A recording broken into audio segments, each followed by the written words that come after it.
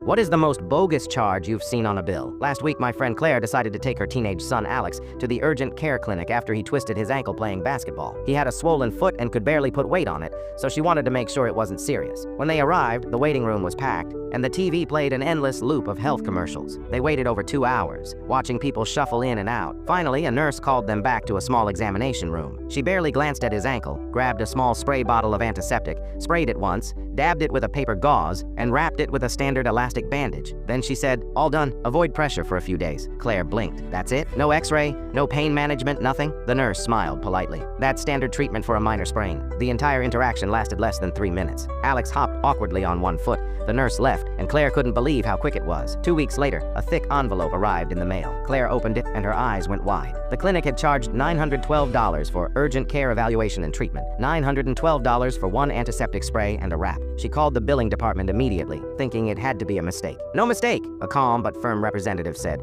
"Your son received urgent care services, including facility usage, professional nursing care, and treatment supplies." Claire explained that the treatment lasted less than 3 minutes. "That's still medical care," the rep insisted. She asked for an itemized breakdown. The list read, facility fee, $400, minor sprain evaluation, $310, sterile dressing application, $150, medical waste processing, $52. Claire stared. Medical waste processing for one used gauze pad? She had an idea. Claire drafted her own invoice and mailed it to the clinic. Her bill charged them $912 for parental emergency services. She itemized everything. $400 for transportation and triage decision-making, $310 for emotional support during treatment, $150 for injury stabilization and comfort care, and $52 for post-treatment monitoring and follow-up compliance. She included a note. If spraying alcohol and wrapping a bandage is worth $912, then her 3 hours of actual care and logistics for Alex was exactly equal in value. A week later, the clinic's legal team called. The lawyer sounded frustrated. "Mrs. Henderson, you cannot bill a medical facility for bringing in your child. This is ridiculous." "I agree," Claire said calmly. "It is ridiculous to charge $912 for less than 3 minutes of spray and a bandage, but if you insist minimal effort deserves maximum payment,